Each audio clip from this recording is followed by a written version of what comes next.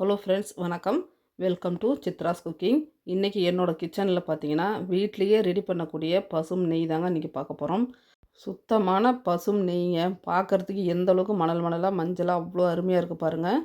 நம்ம வீட்டில் வாங்கக்கூடிய பால்லேருந்து எடுக்கக்கூடிய ஏடையில் ரெடி பண்ண நெய் தாங்க இது. சுத்தமான பசும் நெய் அப்படின்றத சொல்லலாம். அந்தளவுக்கு வாசனையும் மனமும் அவ்வளோ அருமையாக இருக்குங்க. இது நான் எப்படி ரெடி பண்ணேன் அப்படின்றத பார்க்கலாம் வாங்க. நான் டெய்லி டீ காஃபிக்காக 1/2 லிட்டர் பால் வாங்குவோம். பசும் பால் தான் அது. பால் வாங்கியிருந்த உடனேவே நான் காய்ச்சி எடுத்து வச்சுக்கோங்க. ஒரு 10 நிமிஷம் காய வச்சிங்க அப்படின்னா இந்த அளவுக்கு நம்மளுக்கு ஏடை படியும். இந்த ஏடை ஒரு டப்பாவில் போட்டு கூடவே கொஞ்சமான அளவு தயிர் ஊற்றி எடுத்து வச்சுருவேன். ஒரு வாரத்துக்கு ஒரு முறை நீங்கள் தயிர் அதில் சேர்த்திங்கன்னா போதும். டெய்லியுமே நம்ம தயிர் சேர்க்கணும் அப்படின்ற அவசியம் இல்லை. இப்போ அந்த ஏடையை ஃபுல்லாக அந்த பாக்ஸில் போட்டுட்டேன் பாருங்கள். நம்ம அந்த பால் ஏடையை எடுத்து வைக்கிறோம் இல்லைங்களா, அதில் 2 ஸ்பூன் அளவுக்கு தயிர் சேர்த்து மூடி எடுத்து வச்சிடணும். நம்ம டெய்லியுமே தயிர் சேர்க்கணுமா அப்படின்னு கேட்டால் கண்டிப்பாக கிடையாதுங்க. 3 நாளைக்கு ஒரு முறை, 4 நாளைக்கு ஒரு முறை கூட நம்ம சேர்த்துக்கலாம். இல்லை வாரம் ஒரு முறை கூட நீங்கள் தயிர் அதில் சேர்த்து மூடி எடுத்து வச்சுருங்க. கரெக்டாக நான் 25 நாள் வரைக்கும் நான் அந்த ஏடையை எடுத்து வச்சுருக்கேன்.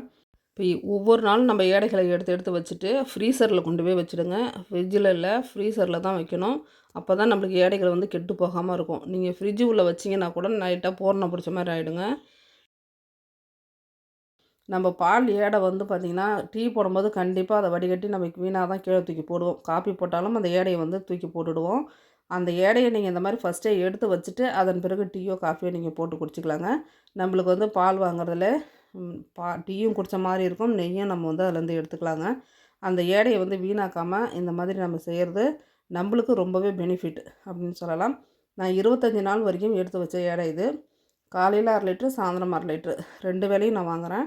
அதுலேருந்து எடுத்ததுனால தான் எனக்கு இந்தளவுக்கு ஏடைகள் கிடச்சிருக்குதுங்க.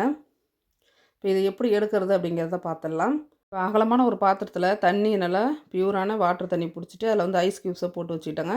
ஃபஸ்ட்டு பேட்ச் நம்ம எடுத்து வச்ச ஏடையை போட்டுட்டு கொஞ்சமான அளவு அதில் ஐஸ் வாட்டர் ஊற்றி நம்ம அரைச்சி எடுத்துட்டோம் அப்படின்னா நம்மளுக்கு வெண்ணெய் நல்லா திரண்டு வந்துடும்.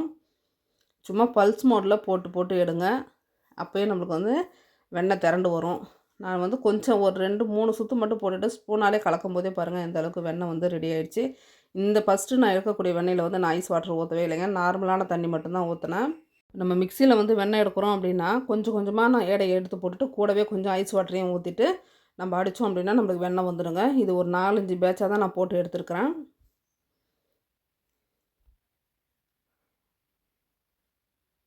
இப்போ பெரிய பாக்ஸில் எடுத்து வச்சுருந்தீங்களா, அதையும் எடுத்து போட்டுக்கிறேன். எந்த அளவுக்கு நம்மளுக்கு திக்காக இருக்குது பாருங்கள் ஏடை. நம்மளுக்கு இன்னும் பால் தண்ணி ஊற்றாமல் பியூரான பசும்பால் கொடுத்தாங்க அப்படின்னா நம்ம 10 நாள்லையே இந்த அளவுக்கு வெண்ணெய் எடுக்கலாங்க. இதுவே அவங்க தண்ணி ஊற்றி எடுத்துகிட்டு வராங்க பாலில். அதனால தான் நம்மளுக்கு 25 நாள் வரைக்கும் நம்ம சேர்த்து வைக்க வேண்டியதாக இருக்குது. இப்போ பெரும்பாலும் பாலில் நம்மளுக்கு அதிகமாக தண்ணி ஊற்றி தான் கொடுக்குறாங்க. என்ன ஒன்று நம்மளுக்கு நாட்டு மாட்டு பால் அப்படின்றதுனால டீ காஃபி குடிக்கும்போது டேஸ்ட்டு ரொம்ப நல்லா இருக்குங்க. பாக்கெட் பாலை விட இது தான் பெஸ்ட்டு. பசங்களுக்கும் இதை கொடுக்கலாம். பாருங்கள், இப்போ இது 4வது தடவை நான் போட்டு எடுத்துக்கிறேன். இப்போ வெண்ணெய் எடுக்கணுன்னா நம்ம வெண்ணெய் எடுக்கிற மிஷின் வேணும். இல்லை காலையிலே எழுந்திரிச்சி மத்தால் அப்போலாம் அந்த நாளில் கடைவாங்க மண் சட்டியில் போட்டு. அதெல்லாம் அவசியமே இல்லை. நீங்கள் வேலையெல்லாம் முடிச்சுட்டு பசங்களை ஸ்கூலுக்கு அனுப்பிட்ட பிறகு கூட நம்ம இந்த மிக்சியில் கொஞ்சம் கொஞ்சமாக சேர்த்து ஐஸ் வாட்டர் ஊற்றி நீங்கள் அப்படியே லைட்டாக சுற்றி எடுத்திங்கனாலே நம்மளுக்கு வெண்ணெய் திரண்டு வந்துடுங்க. இப்போ ரொம்ப ஈஸியான முறையில் நம்ம வெண்ணெய் எடுத்துட்டோம். பாருங்கள் நல்லா எந்த அளவுக்கு திக்காக நம்மளுக்கு கிடைக்குதுன்ட்டு. சுத்தமான பசும் நெய்ங்க. வாசனை அந்தளவுக்கு கமன்னு கிடைக்கும். நீங்கள் கடையில் வாங்குறது கூட நிறைய கலப்படம் இருக்குதுன்னு சொல்கிறாங்க. நம்ம வீட்டிலே ரெடி பண்ணுறது அவ்வளோ ஹெல்த்து. குழந்த வச்சுக்கிறவங்க கண்டிப்பாக நீங்கள் இந்த மாதிரி நெய் ரெடி பண்ணி வச்சுக்கோங்க. இப்போ எல்லா நாளுமே நீங்கள் வெண்ணெய் எடுக்கணும் அப்படின்ற அவசியம் இல்லைங்க.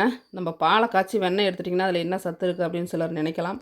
இப்போ ஒரு மாதத்துலங்க 15 நாள் ஏடை எடுத்து வச்சு நெய் காய்ச்சிக்கலாம்.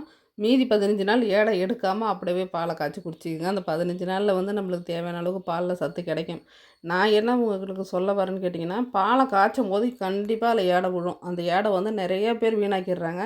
அந்த ஏடையில் தான் நம்ம இந்த நெய்யவே காய்ச்சி எடுக்கிறோங்க.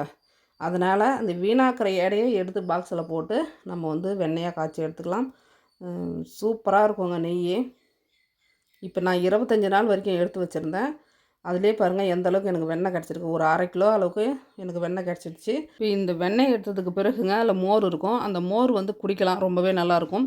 இல்லை 25 நாள் வரைக்கும் நம்ம வந்து ஃப்ரீசரில் வச்சுருக்கோம், அதை குடிக்கலாமா அப்படின்னு சந்தேகமாக இருக்கிறவங்க நீங்கள் வந்து மரம் செடி கொடிகளில் கூட ஊற்றிடலாங்க. ஆனால் குடிக்கிறதுக்கு மோர் ரொம்பவே நல்லாயிருக்குங்க. இப்போ முதல் நாள் வெண்ணெய் எடுத்து வச்சுட்டேங்க. எனக்கு வேலைகள் கொஞ்சம் இருந்ததுனால அன்றைக்கி என்னால் நெய் காய்ச்ச முடியல. அப்புறம் மறாவது நாள் தான் நான் வந்து வெண்ணெயை காய்ச்சி நெய்யாக ஆக்கிக்கிட்டேன். இப்போ பாதி அளவுக்கு மட்டும் நான் எடுத்து நெய் காய்ச்சி எடுத்துகிட்டு ஒரு 200 கிராம் அளவுக்கு வெண்ணெய் வந்து எடுத்து வச்சுக்கிட்டேங்க. நம்ம வேறு எதுக்காவது யூஸ் பண்ணிக்கலாம். சப்பாத்திக்கு மெயினாக நான் வந்து வெண்ணெய் கொஞ்சம் தடவி சாப்பிடுவோம், அந்த பழக்கம் இருக்குது. ரொம்ப நல்லாயிருக்கும் சப்பாத்திக்கு வந்து வெண்ணெய் வச்சு சாப்பிட்றது. அதனால் கொஞ்சமான அளவு மட்டும் எடுத்து வச்சுட்டு மீதியே வெண்ணெய் ஃபுல்லாக நெய் காய்ச்சி எடுத்துக்கிட்டேன். எனக்கு வந்து 300 ml அளவுக்கு நெய் கிடச்சிதுங்க.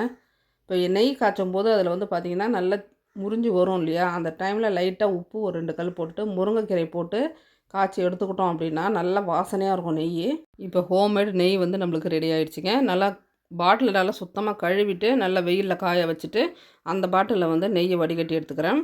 இப்போ 1/4 லிட்டர் அளவு பாட்டிலுங்க அது, அதில் வந்து நெய் ஃபில் பண்ணியாச்சு.